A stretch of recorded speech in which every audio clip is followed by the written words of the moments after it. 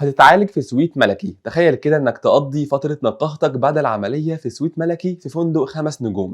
ده مش هيكون تخيل خالص، مصر دلوقتي بترسم مستقبل جديد للسياحة العلاجية بمشروع الأقصر ميديكال سويتس، وده مش مجرد سكن للسياح اللي بيتعالجوا، ده منظومة فخامة صممها مهندسين عباقرة من اللي عملوا 57 357 عشان يجمعوا بين شياكة الفنادق ودقة الكود الطبي العالمي. تخيل المريض بينزل من المطار يلاقي عربية مجهزة في انتظاره توصله لجناحه جنب مطار القاهرة واهم المستشفيات. كل حاجه حواليك معموله عشان راحتك وامانك، ممرات واسعه وارضيات امان وتجهيزات طبيه مخفيه وسط ديكور فندقي يفتح النفس. المشروع ده معمول مخصوص للي عامل عمليات كبيره زي القلب او المفاصل ومحتاج يقعد شهور في جو هادي هو ومرافقينه بدل حبسه المستشفيات وتكلفها اللي تكسر الظهر. والاهم ان هم مجهزين برامج سياحيه للمرافقين في الاقصر واسوان وشرم الشيخ عشان الرحله تبقى علاج وفسحه في نفس الوقت. احنا النهارده بنقول للعالم كله ان مصر عندها افخم رعايه طبيه ممكن تتخيلها.